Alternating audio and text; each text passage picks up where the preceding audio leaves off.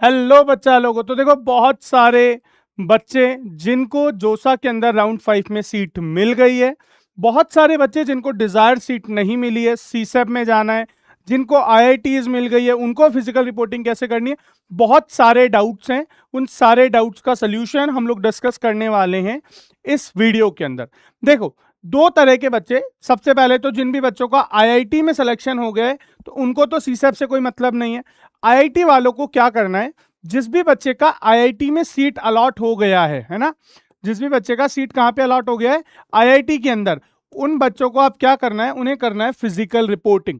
देखो, physical reporting के लिए सबसे ज्यादा इंपॉर्टेंट बात यह है कि जो भी आप लोगों को आईआईटी अलॉट हुई है, ठीक है, अगर आपको आईआईटी गुवाहाटी अलॉट हुआ है, कोई भी जो भी ना, आपको धनबाद अलॉट हुआ है, जोधपुर अलॉट हुआ है, वॉट एवर इट इज, तो आप लोग को वहां पर देखना है कि वहां का फिजिकल रिपोर्टिंग शेड्यूल क्या है।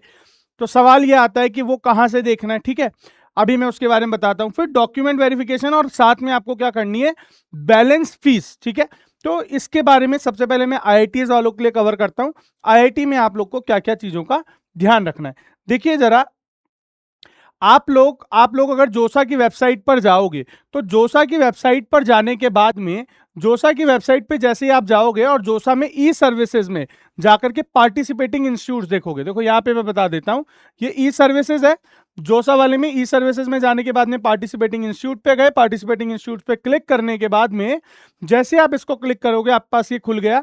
आप सपोज मान लेते हैं कि मुझे आईआईटी बॉम्बे का शेड्यूल देखना है, तो ये लोग सब लोग जो भी फ्रेशर स्टूडेंट्स आते हैं उनके लिए अलग से एक वेबसाइट बना देते हैं। आप जैसे वेबसाइट पर जाकर के व्यू करोगे, तो ये देखिए आईआईटी बॉम्बे की पूरी डिटेलिंग यहां पर आ गई है कि आईआईटी बॉम्बे का हॉस्टल चेक इन जो है वो 20 जुलाई को है, ठीक है, बहुत कम टाइम मिलता है। टिकट्स वगैरह ऑलमोस्ट बच्चों ने कर ली होगी, जिसने नहीं करी है अर्जेंट फ्लाइट की टिकट करके हॉस्टल रिपोर्टिंग कर लेना, ठीक है।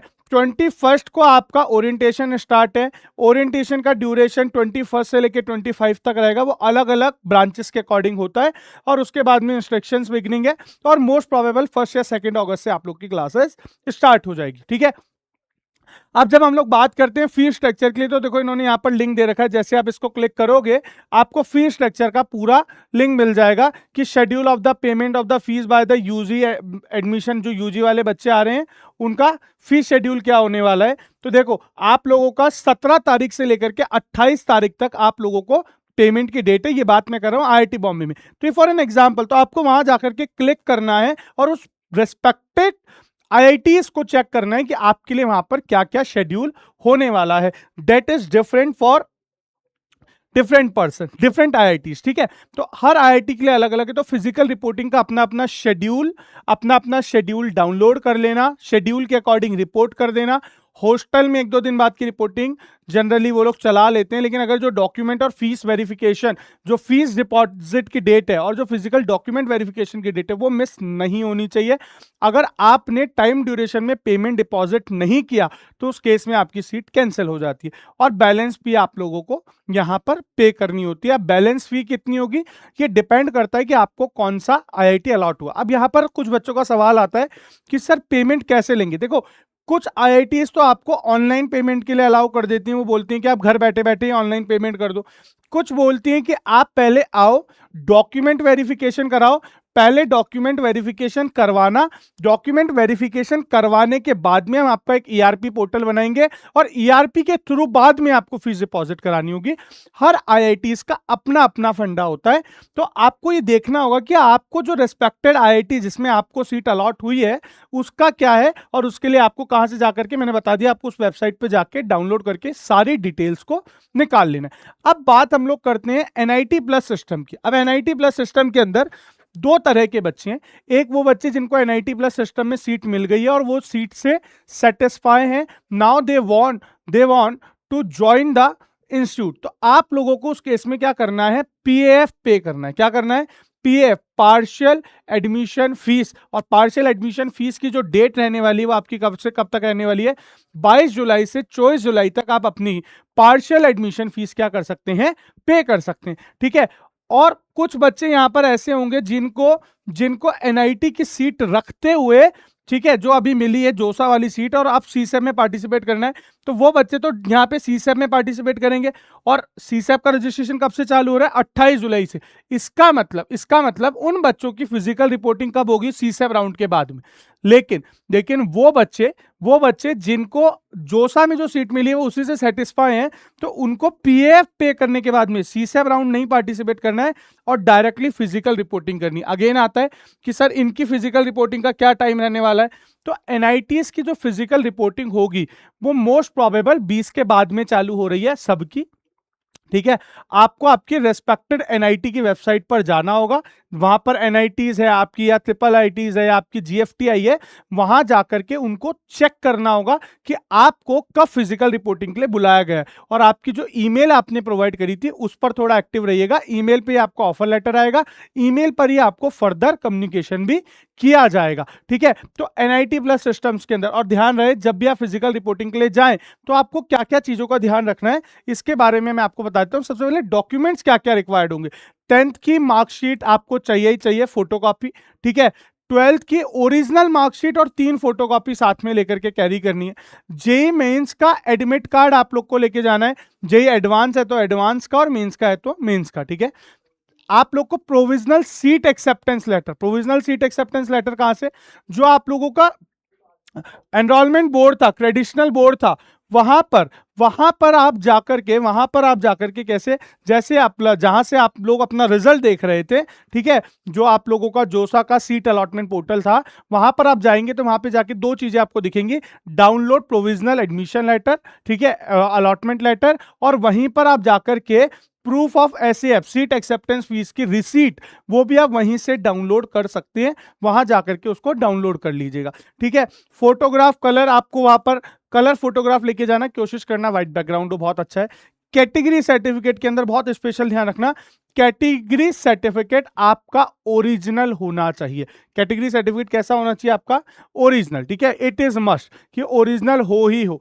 बाद में अगर मैं बात करता हूं मेडिकल सर्टिफिकेट की, तो मेडिकल सर्टिफिकेट के केस के अंदर आपको फॉर्मेट दिया हुआ मेडिकल सर्टिफिकेट आप तैयार करके जाएंगे जो आपने ऑनलाइन रिपोर्टिंग के टाइम पे तैयार किया था, सेम। ठीक है, इनकम सर्टिफिकेट, अब इनकम सर्टिफिकेट के बारे में मैं स्पेशली बता देता हूं। इनकम सर्टिफिकेट जिन बच्चों ने इनकम का ईडब्ल्यूएस का बेनिफिट लिया है, ऐसे बच्चे 2 तरह के, एक तो 1 लाख वाले और एक 5 लाख से कम वाले, जिन्होंने फीस में वेवर लिया है। ठीक है, 8 लाख से कम वाले उनको भी ईडब्ल्यूएस का सर्टिफिकेट लेकर के जाना होगा।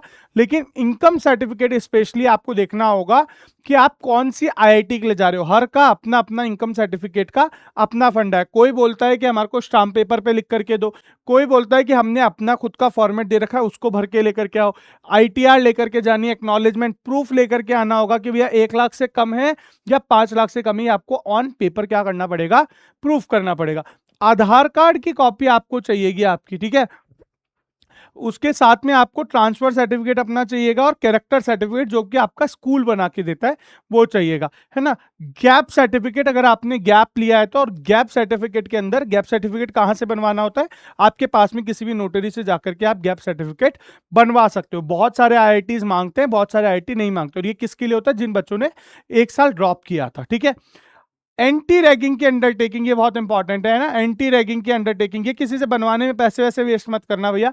एंटी रैगिंग की वेबसाइट पर जाना, ठीक है, और अपने आप को रजिस्टर कर लेना, और एंटी रैगिंग के अंदर आपका एंटी रैगिंग अकाउंट बन जाएगा कि हम रैगिंग नहीं करेंगे। ठीक है, और रिमेनिंग फी बैलेंस जो मैंने आपको बताया वो आपको आपकी वेबसाइट पर जाकर के देखना होगा कि आपका रिमेनिंग फी बैलेंस कैसे पे करना है। बहुत सारी आईआईटीज आपकी ऑनलाइन एक्सेप्ट कर लेती हैं, बहुत सारी बोलती हैं कि पहले आप आ जाओ, रिपोर्टिंग कर दो, उसके बाद में पे कर देना। ठीक है, तो वो जैसे भी है आपकी रेस्पेक्टेड आईआईटीज के रूल के अकॉर्डिंग आपको वहां पर करना होगा। अब बात आती है उन बच्चों की जिसको यहाँ पर, जो यहाँ पर चाहते हैं कि सर हम पीएफ पे ना करके विड्रॉल ले लें। क्या ले लें? एनआईटीज में हम लोग विड्रॉ ले लें, तो विड्रॉ करने की तारीख 20 तारीख तक की है।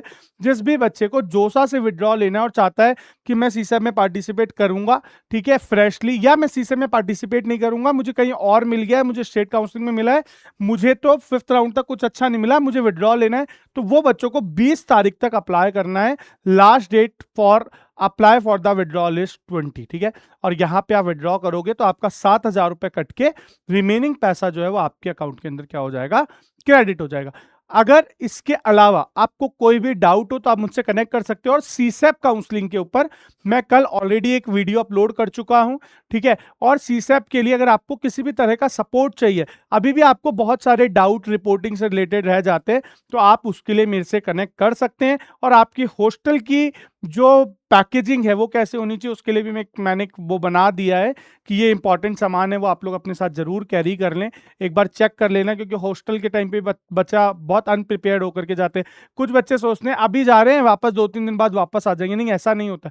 जब आप रिपोर्टिंग करने जा रहे हो, अपना बैगेज वगैरह सब साथ लेकर के जाना। आपको तभी वहां पे पेरेंट्स को छोड़ के आना होगा। आपके पास इतना टाइम नहीं होता कि आप दोबारा आ जाओगे, घर आओगे, फिर वापस जाओगे। तो आपकी जनरली उसके बाद में ओरिएंटेशन क्लासेस वगैरह चालू होने वाली होती है।